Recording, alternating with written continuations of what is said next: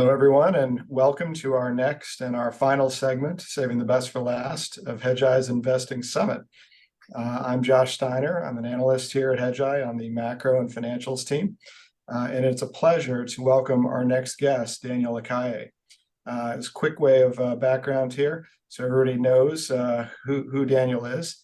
Daniel holds a PhD in economics, and he is the author of the best-selling books Freedom or Equality, Escape from the Central Bank Trap, and The Energy World is Flat, among others. He is professor of global economy at IE Business School in Madrid. He's a professional fund manager, and he's been consistently ranked one of the most influential economists in the world. So, Daniel, on behalf of Keith, myself, and everyone tuning in, thanks for joining us today. Thank you so much, Josh. It's a great pleasure to be here with you and in this incredible summit. So thank you very much. Absolutely. So I have a pretty broad range of topics that I'm hoping we can cover in a relatively short amount of time. Not an easy task. So I figure we'll jump right in.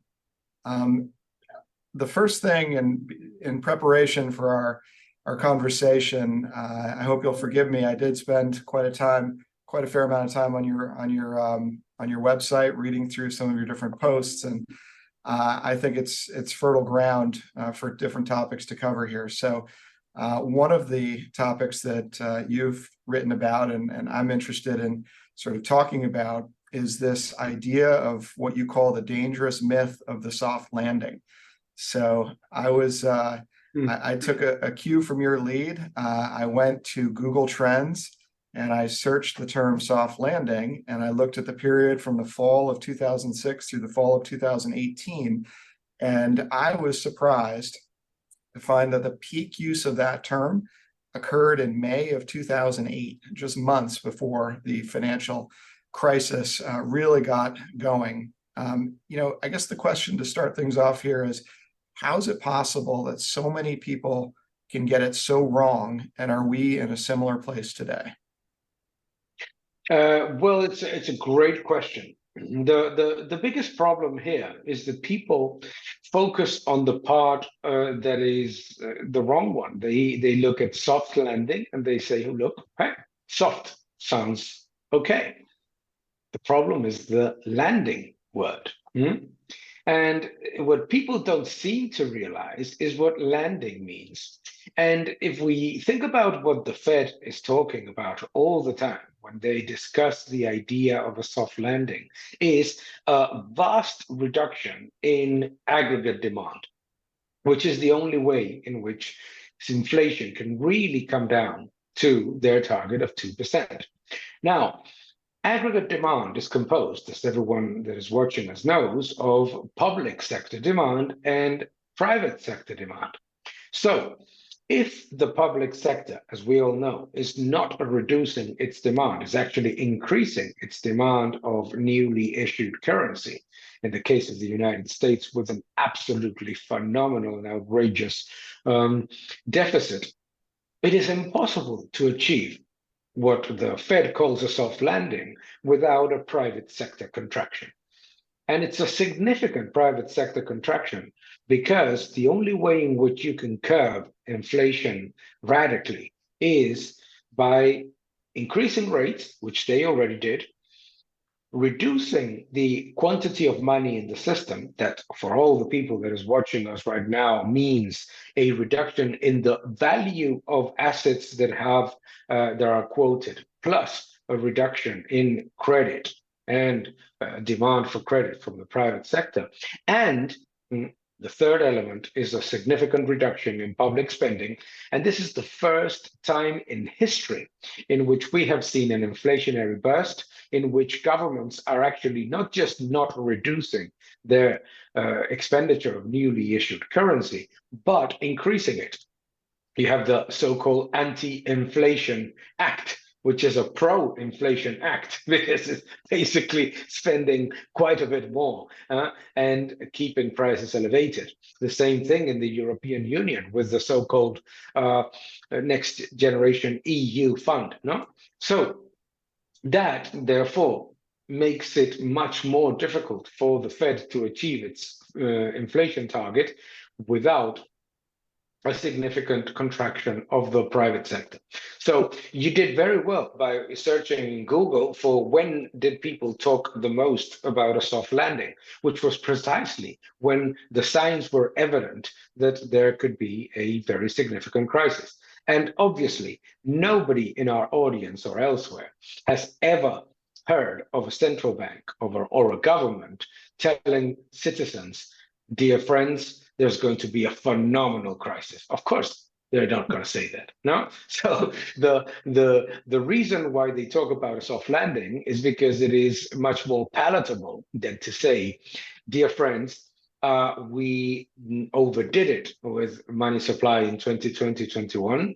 We went through massive excesses, and in order to bring down inflation, you, the private sector, consumers and families, and businesses, will have to see a significant contraction. That is a soft landing.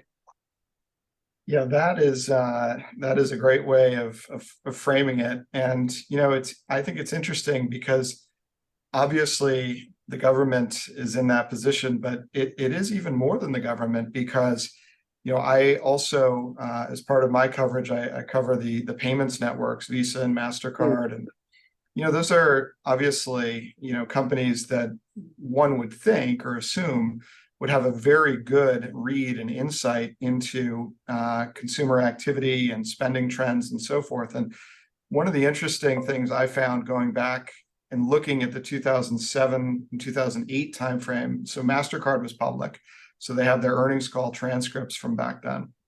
And in the summer of 07, the CFO of MasterCard was really dismissive of the idea that there was any kind of slowdown looming. He sort of jokingly dismissed this idea of, a subprime mortgage problem. And it wasn't until the July 2008 conference call, so now we're, a matter of weeks away from the start of the collapse, that he actually talked on the conference call for the first time about seeing slowdown in the data. And so I think it's interesting because so much of the data that gets so much of the airtime is very backward-looking data. And really, just I think so many people and so much of the marketplace is really focused on the wrong thing. I was very intrigued by something you wrote, and I'll sort of quote it here. You wrote that quantitative easing is seen as the antidote that will prevent a crisis. However, if the only antidote to prevent a 2008-style contraction in monetary easing, then the risk of stagflation is even higher. So the good news for those fearing a recession is stagflation. So that, I think, is the paradox. And maybe you could give us a little bit of your thoughts around, is that sort of a known for the government and the central bank that, the alternative is really just moving from, the frying pan into the fire, or is this going to be a big revelation for them when we sort of get to that point? I don't think that any government is worried about inflation because governments, as you know, benefit from inflation. So they say that they worry about inflation because consumers are unhappy, but governments love inflation and they do everything to perpetuate it because they're the biggest beneficiaries of both monetary expansion and inflation. No, on the one hand, monetary expansion is never neutral. So it disproportionately benefits the first recipient of money, of newly created money, which is the government through quantitative easing, and it disproportionately negatively impacts the final recipients of that money, which are real wages and deposit savings, which erode in value and in purchasing power. And so in the case, so if you think about this, every time that any of us mentions the building risks in the economy, we see it in the credit card rates, we see it in delinquencies, we see it in the purchasing, in the PMIs, no, in the purchasing manager indices, we see it in so many factors that are building the negative news. the main argument is always this time is different because central banks will inject liquidity if there isn't a problem. Okay, fair enough. So if the answer to there is not going to be a crisis is central banks are going to pump even more money, then the risk of stagflation is even higher. Because think about this, in the middle of the largest stimulus package, combined stimulus packages in developed economies with the United States massive deficit spending, plus the Eurozone Next Generation Fund, plus so many others built upon each other.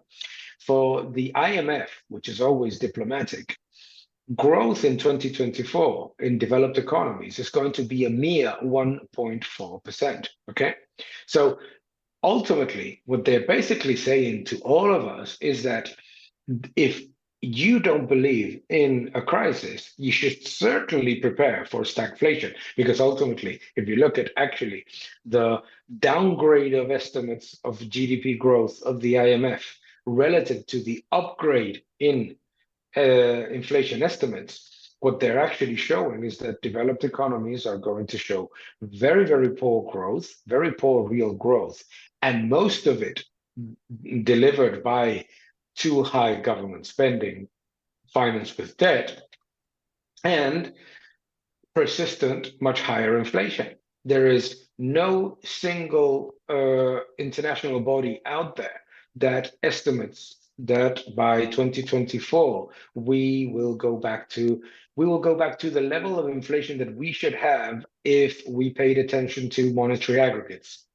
Right now, if governments were not spending so massively looking at monetary aggregates, we should have inflation levels that should be around the 1.8 to 2.3% maximum. So we're almost 2 points above that in many developed economies, simply because of this massive extraordinary level of spending from the public sector, which obviously weighs between 38% and 59% of the GDP in most developed economies. So you brought up government spending. I know it's a topic that is near and dear to your heart. I was looking back at the long-term trend here. So from 1930, actually the late 1920s, up until the present, at US federal government spending on a net basis as a percentage of GDP. And it really is a remarkable chart, a remarkable trend. For the better part of 30 years, from 1930 to 1960, government spending as a percent of GDP rose from roughly the mid-single digits up to around 15%. Then over the next 2 to 3 decades, it rose from around 15% to 20%, and largely stayed in that sort of 20% range up until the GFC.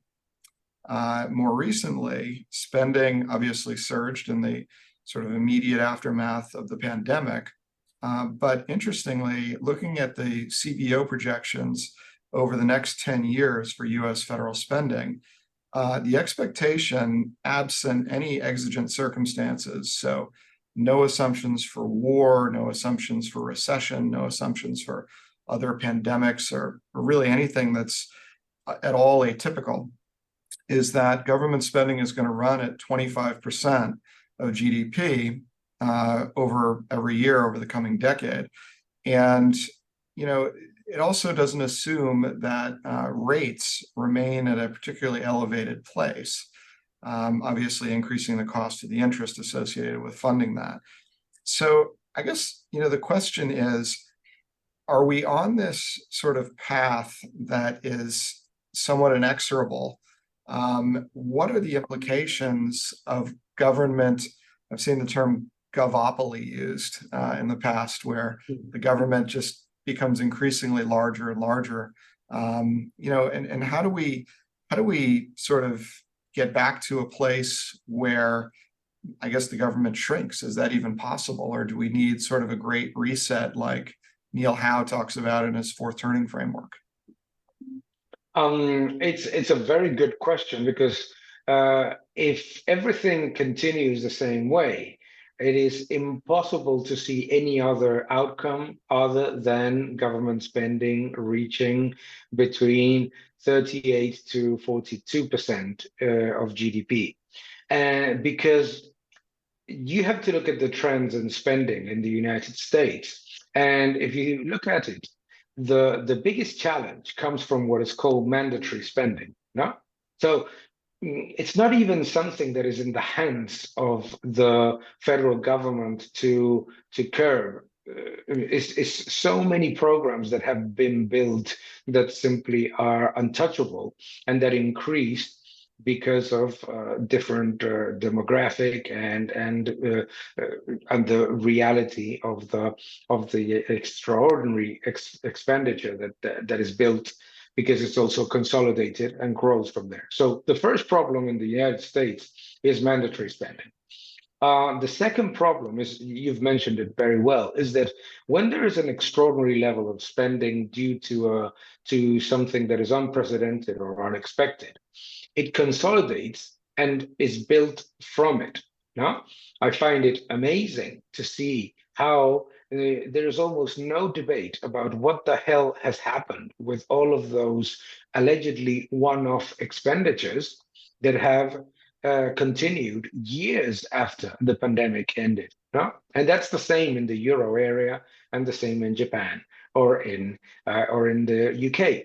So what ends up happening is that if there is no element from civil society that understands that higher government spending is not giving you more rights, but giving you more burdens, that higher government spending is a very dangerous factor for one simple reason, is that the government has forgotten the word administration. We talk about the current administration, but it's not administering anything. It is simply spending over what the previous one spent. No, so it needs. So I don't think that there's going to be a global reset. And I recommend everyone to read Neil Howe's Fourth Turning book, because it's incredible, and it's almost, no, it's not almost, it's scary to see how he gets everything so clearly. But I think that the problem is that there is a narrative built in the mainstream economy that says that government deficits are higher levels of reserves for the private sector. Therefore, governments should increase the deficit constantly, because that is a positive for the economy. We are hearing that these days. They say, hey, there's a shortage of dollars out there. So if the government reduces the deficit, then there's going to be an even bigger shortage of dollars in the world, and that will create an enormous turmoil in Middle Eastern, emerging market economies, etc. But it's a fallacy, because there may be a shortage of US dollars, but who said that US dollar availability has to be created by the private sector, by the public sector, sorry? Who has said that it has to come from massive government deficits and not from credit, as it always has, by the way, credit creation for the private sector, innovation, more investment, better and more prudent investment and consumption? You see, there is a narrative built that says that it's the government that generates wealth, and it's the opposite. The government absorbs wealth that is already created, and the government doesn't give you anything that is not taking from you, either in inflation, in lower growth, in fewer job creation, or in weaker real wages, and obviously in higher taxes. So it has to come from civil society.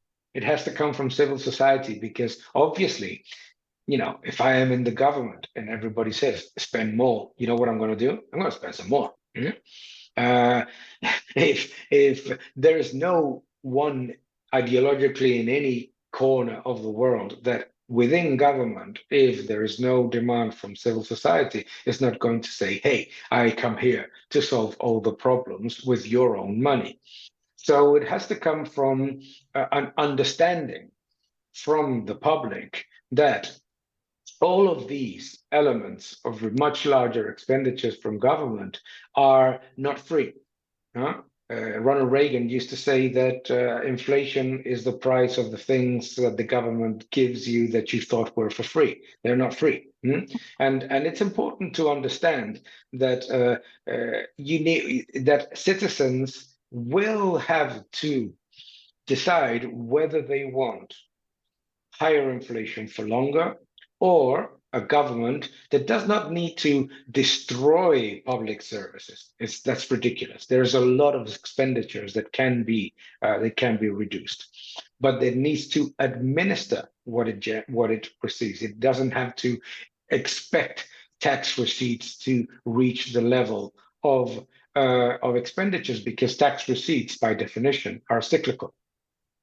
Tax receipts are always going to be about, if you try to achieve any level of fiscal consolidation through the revenue base, you're always going to fail, because you only need one year with a recession or a mild contraction, and it's not going to work. No, if you think about it, you mentioned, if you look at the government own estimates of the Biden administration, it is expecting that in an economy that grows 2.5% per year, every year, no recession, with record employment and no decrease in consumption or investment whatsoever, it is expecting that between 2023 and 2032, they will increase the debt by $14 trillion. $14 trillion is the most optimistic estimate coming from the administration itself.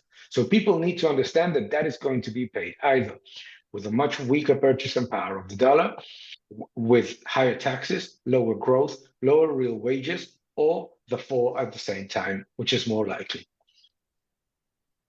Yeah, it's shocking what those projections look like. I think the CBO has a number, and we could debate whether they're truly impartial or not, but a number that's even like 19 or 20 trillion increase in debt over the next 10 years alone. So pretty shocking. I guess the next question is a little bit of a turn toward the markets and the implications of everything we've been discussing. And I feel like if somebody had just started trading markets in the last 6 months or a year, they would have come to the conclusion that the only way that markets work is that bad economic news is good and good economic news is bad.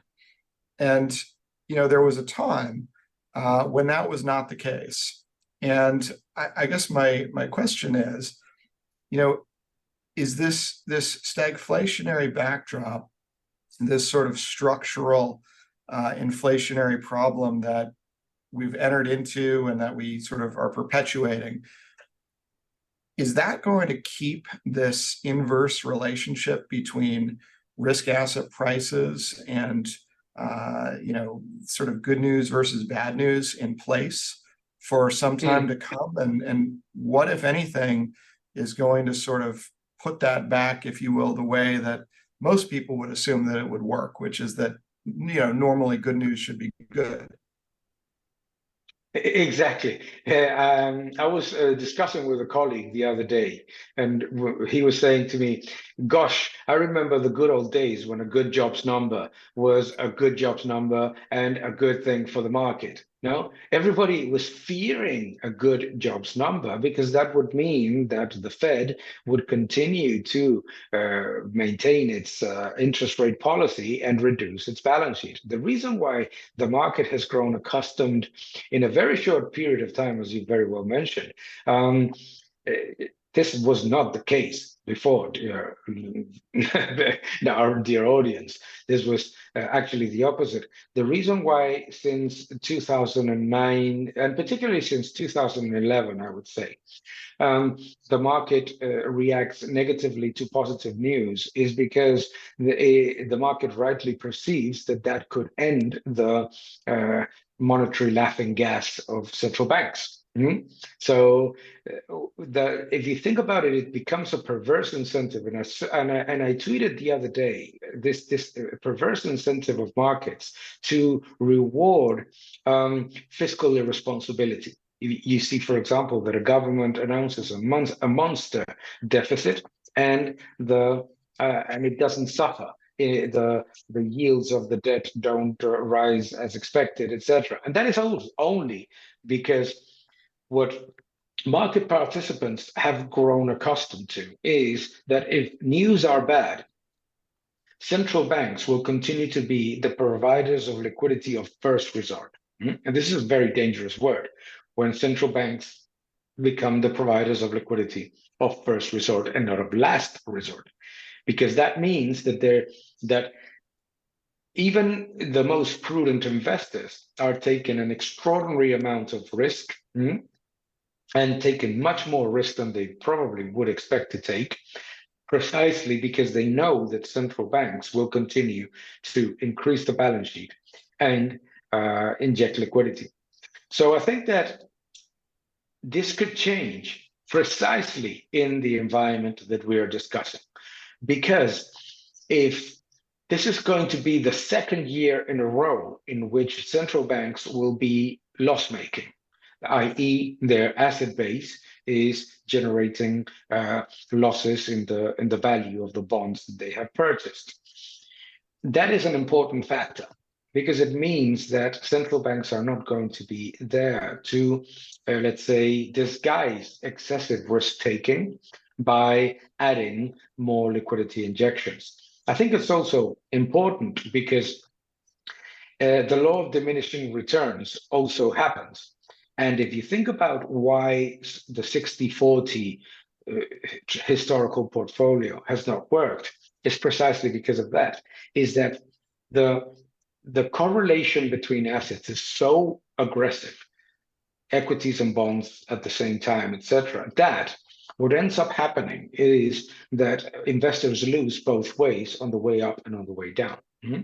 So if there is an environment of stagflation, central banks' liquidity injections are likely to generate a very low or inexistent return on asset classes, i.e., they will not generate multiple expansion, which is what people or most investors are used to. So once liquidity injections become part of the norm, then the expansion of multiples doesn't happen. Think about it this year. Yeah, the S&P 500 is up quite significantly, but it's only because of 7 stocks. The other 493 are doing almost nothing. No, so we're already seeing an environment in which sovereign bonds are not working, in which multiple expansion is not happening, is that earnings actually matter. No, so I think that we're going back to the good old days, even if central banks continue to be accommodative, which is my base case, by the way. I don't think that central banks are hawkish at all. I think that they will continue to be accommodative, but I think that it's so embedded already in expectations of investors that it doesn't work as a multiple expansion policy, as the first and second QE in the United States, for example, was. So we're going to switch gears here and take a few questions from the queue. The first question here is with respect to the euro versus the dollar. So what changing factors will likely impact euro USD over the next 2 quarters? The Hedgeye Eurozone nowcast is dismal. Industrial production, exports, retail sales. What are some standout shorts and longs within the Eurozone over this period? So I guess broader thoughts on the currency pair, and then if you have specific ideas on good ways to express that. Okay, I think that on the euro dollar, it is when you've seen some relative strength, it is predicated on the view from consensus that the ECB, the European Central Bank, is very hawkish and is going to be very aggressive in its tightening policy, but it is not. So when reality kicks in, obviously the euro dollar comes back to a weakening trend, which, if you look at the long term, is virtually one way with a few spikes. No, is that so from 1.4 to the US dollar to almost parity. That's more or less where it's going now.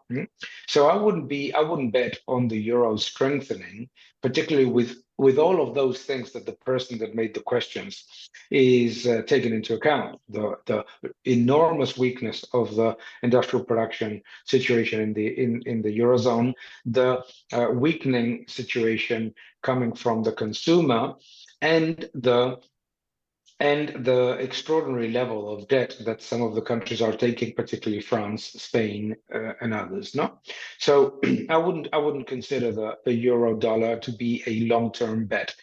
Basically, just the only time in which you go long the euro dollar is when you see that there's a divergence between the Fed policy and the ECB policy. When you see the ECB tightening and the Fed has already reached that level, there is a short period of time to play that bet, but not from a structural perspective.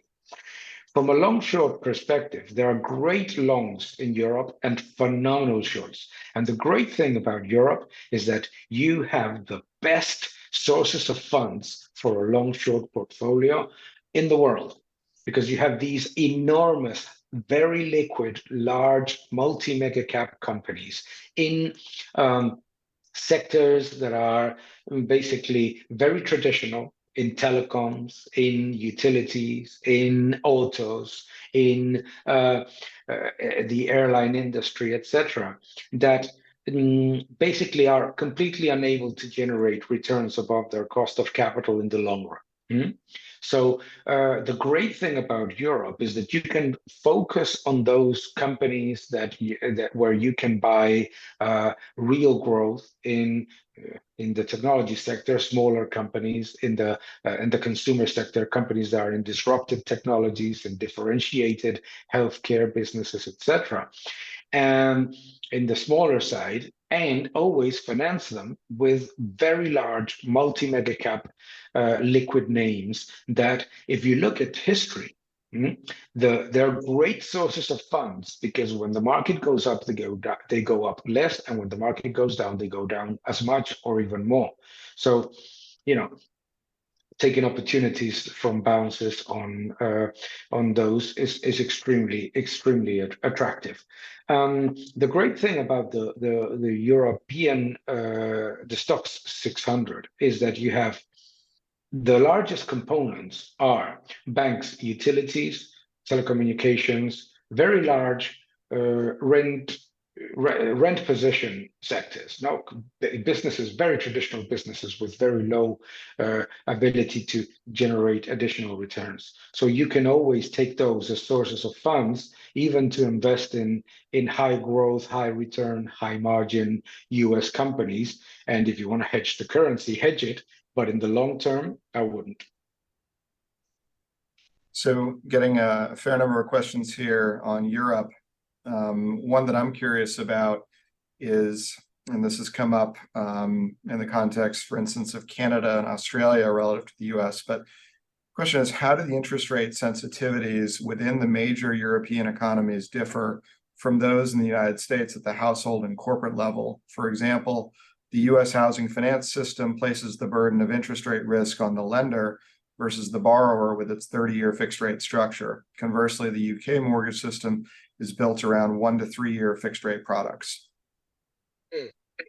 In the case of, it's very different in different countries in Europe. In the southern countries in Europe are countries in which citizens have built their wealth buying homes, no? So they're very mortgage dependent, and those are very, incredibly flexible and generous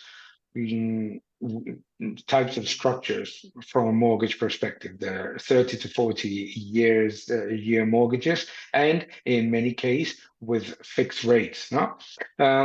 Or with a combination of fixed and variable that makes it very, very, very flexible. In the north, it's quite different. It's more similar to that of the UK that you just mentioned. So so in the case of Southern European economies with very high levels of exposure to the housing market, what you have is a very strong impact from interest rates, particularly for those in which there was a period in which they took most of their mortgages at variable rates. No? In Spain, Portugal, Greece, Italy, you're seeing people whose mortgage cost have more than doubled in less than a year. No? So the way to look at it is look at the countries in Europe. Look at the countries that have higher level of exposure to the real estate sector and higher percentage of very small, medium enterprises, small and medium enterprises relative to large companies.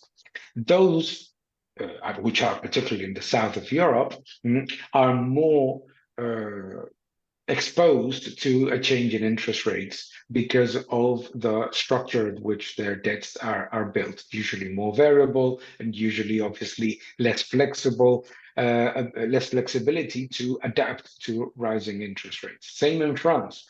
France is a country that is very strong, but its fabric of companies is very, very is built of very small companies, very small businesses. Those are very dependent on short-term credit. No, so the hike in interest rates of the European Central Bank, therefore, is likely to generate quite a significant impact in those economies from France to the south.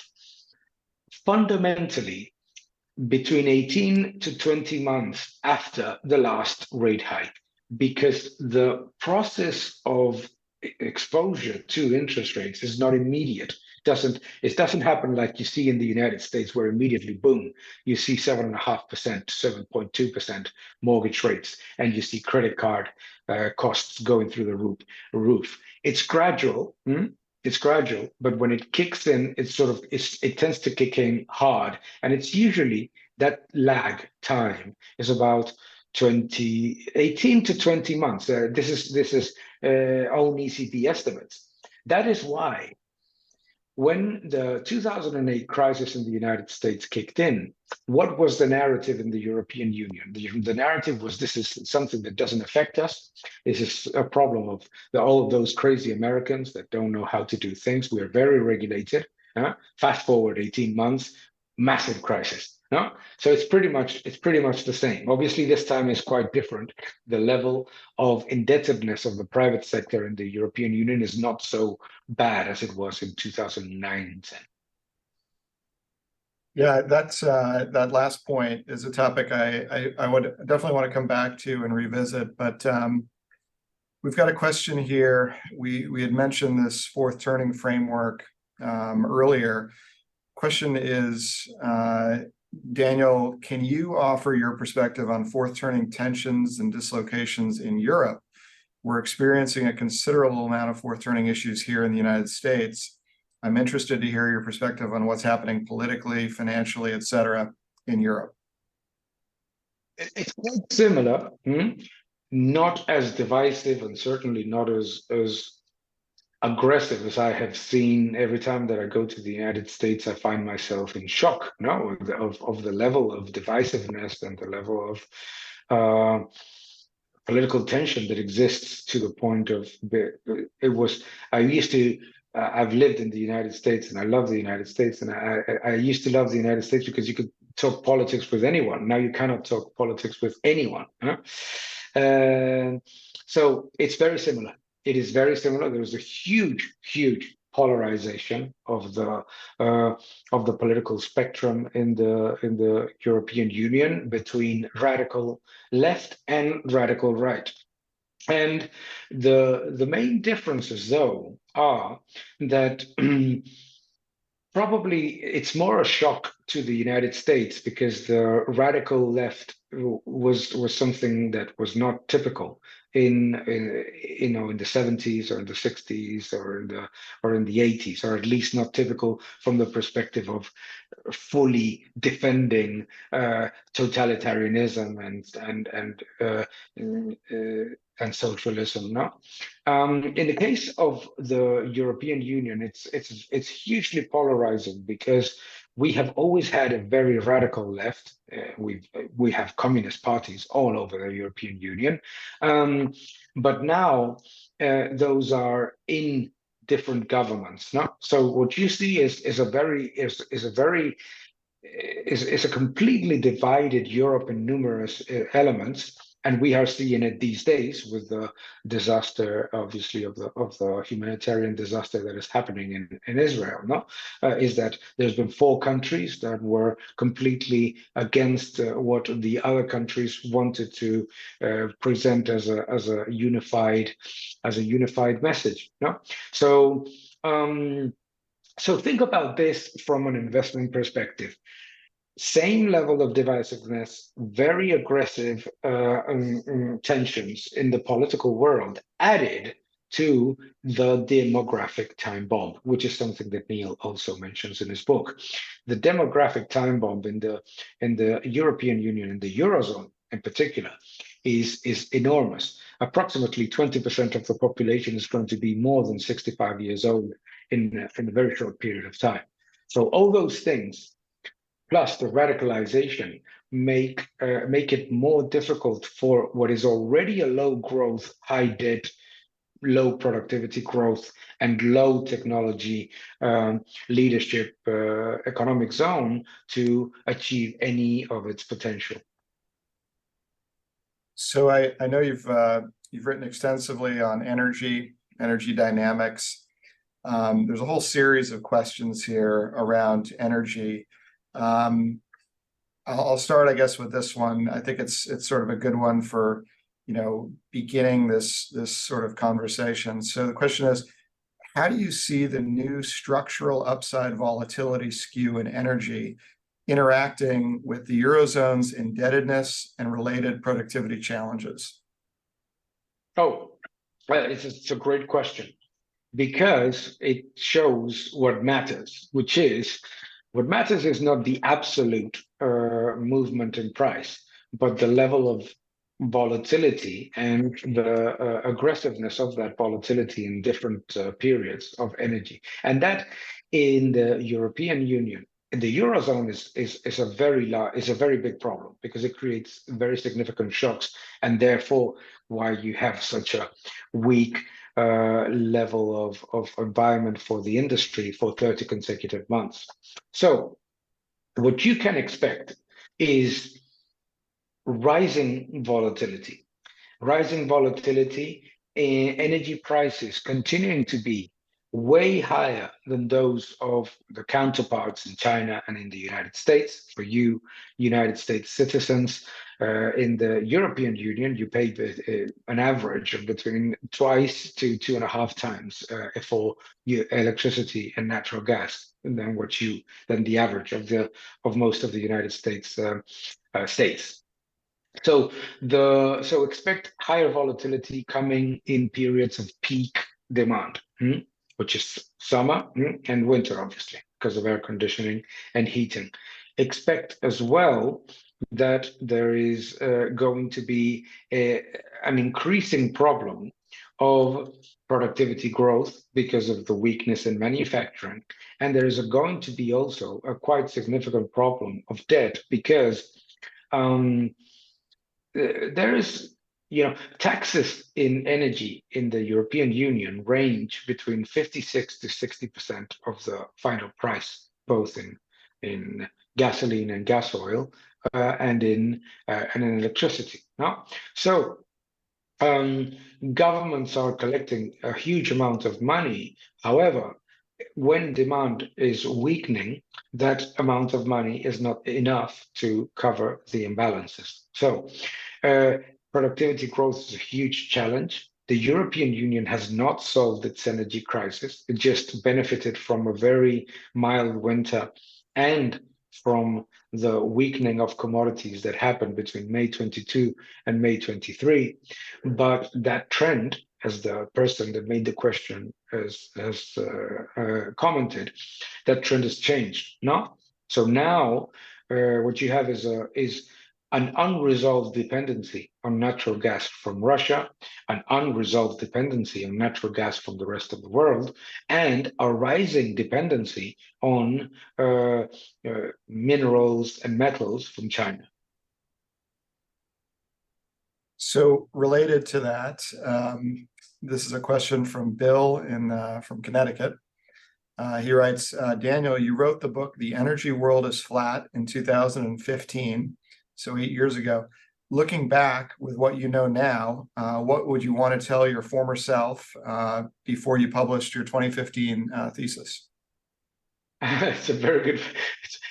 What I would tell is, well, it actually played out in terms of flattening of prices, probably better than we would have estimated. I think that the level of demand destruction and how quickly it comes in, we are seeing it right now. No?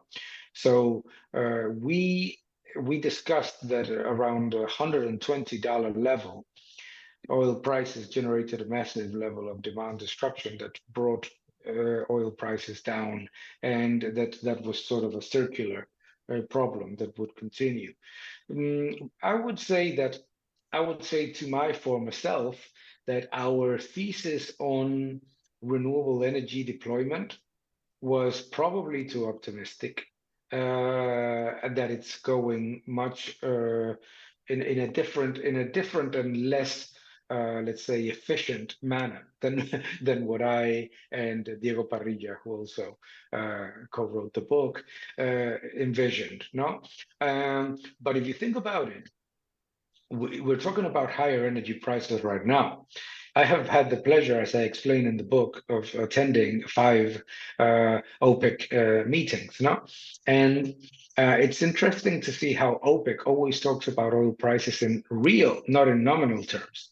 And in real terms, today, oil prices are at 1978 levels. No, so they're not very happy about where prices are in real terms. But I would say that the biggest, let's say, negative surprise has been the weaker than expected development of real alternatives in renewables.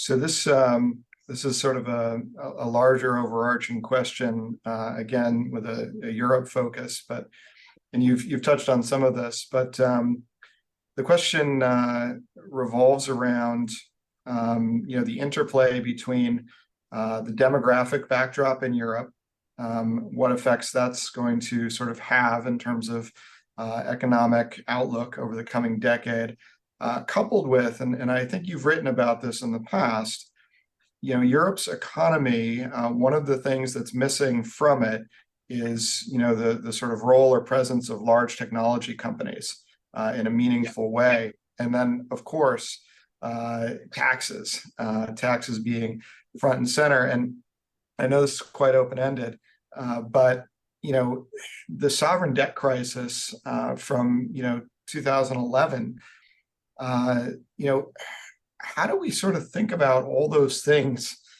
together in terms of, could we sort of find ourselves back in a crisis in that respect, given all these sort of different interplaying things, demographics on the decline, this sort of inexorable tax creep, and this lack of technology, and the ability to sort of get out of it. The situation in the euro area is clearly very, very challenging. Demographic wise, it's dreadful. It is truly dreadful. But I worry the most about the technology leadership, the lack of technology leadership, no? Because it's not something that is, let's say, for lack of talent or lack of opportunities or lack of market. It is by design. The European Union does not have global technology leaders because of a taxation system that absolutely destroys the ability of a startup to become a multi-mega cap technology company, because in the process, any of the founders that receives a large number of shares would be destroyed with taxes and would not be able to bring the company to its full potential. No, so I'm extremely worried about that point. Actually, the biggest problem of the euro area is that it has not presented itself to the technology battle, in which the United States and China are clearly leading. But if we look at all of those elements together, what that means is lower growth, lower productivity growth, and higher debt. And will we get another 2011 style crisis? No, we won't. But the reason why we won't get it is because we are getting it in a different perspective, which is in price. You're not seeing it in the risk of a default of Italy or Greece or any of those countries, etc. What you're seeing it is in the price and the value of sovereign bonds. Sovereign bonds in Europe are down between 4% and 5% this year, yet after the collapse of 2022. No? So what basically is happening is that what the European Central Bank looks at the Bank of Japan quite a lot. And unfortunately, it doesn't look at the Bank of Japan as something that conducts a number of policies that should not be repeated. But as an example, or yield curve control is something that they discuss quite a bit. So the likelihood of having a rising level of debt in which you don't see a debt crisis, but you see those bonds becoming less valuable all the time, and you get, in periods of growth, you get negative yielding bonds, and in periods of inflation, you get negative price in the bonds. That is, to me, very likely, because ultimately it's a policy, which is basically a transfer of wealth from the government, from the savers that are investing in those bonds to the governments. And that's, I don't see many other options than that. Well, I would like to keep this conversation going for a long time, but unfortunately, we've already, time flies, run into our limit here on time. So I think you've given everybody a ton to think about, quite an education, myself included. So thank you very much for that. Thanks to everybody for tuning in to Hedgeye's Investing Summit again this year, and we look forward to hosting you on future events. Thank you.